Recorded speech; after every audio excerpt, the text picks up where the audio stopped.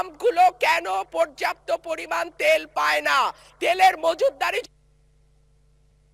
মাননীয়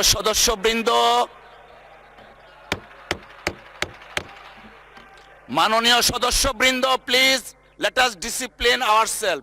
মাননীয় chief whip, আপনি দাঁড়িয়েছিলেন। সংসদে কি হচ্ছে আমরা কিছুই বুঝতে পারছি না। রুমিন ফারহানার বক্তব্য চলছিল, বিষয়টা একেবারেই অগ্রহণযোগ্য যা করা হয়েছে। আমি এটার জন্য দুঃখ প্রকাশ করছি এবং আমি এটার নিন্দা জানাতেও বাধ্য হলাম। সংসদে এসব কি হচ্ছে? আজকে স্বতন্ত্র এমপি প্রার্থী রুমিন ফারহানা সংসদে তেলের দাম নিয়ে যখন বক্তব্য দিচ্ছিলেন, তখন সংসদে এক প্রকার চরম বিশৃঙ্খলা তৈরি করেন সরকার দলীয় এমপিরা।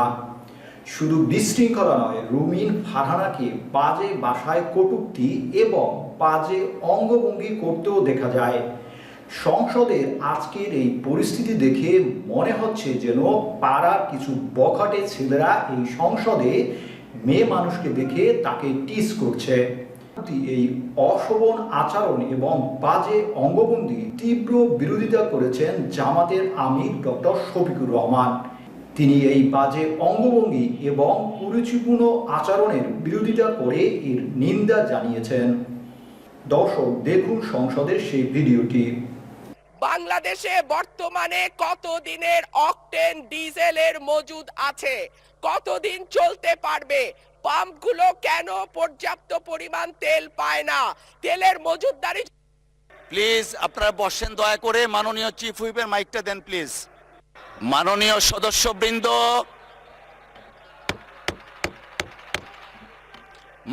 সদস্যবৃন্দ, please let us discipline ourself. মাননীয় চিফ হুইপ, আপনি দাঁড়িয়েছিলেন। যে একজন স্বতন্ত্র সংসদ সদস্য তিনি যখন কথা বলছিলেন, দুঃখজনকভাবে ট্রেজারি বেঞ্চ থেকে সম্মানিত কিছু সদস্য এমন কিছু অঙ্গভঙ্গি করেছেন যেটা আমার বিবেকে আঘাত লেগেছে। আমি এটা আশা করি না।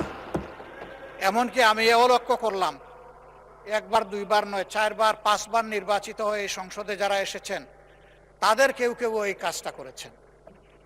আমি এখানে তাদের নাম বলে আমি নিজে লজ্জা পেতে চাই না। মাননীয় সংসদ সদস্য রুমিন ফারহানার বক্তব্য চলছিল, বিষয়টা একেবারেই অগ্রহণযোগ্য যা করা হয়েছে। আমি এটার জন্য দুঃখ প্রকাশ করছি এবং আমি এটার নিন্দা জানাতেও বাধ্য হলাম। ধন্যবাদ মাননীয় স্পিকার।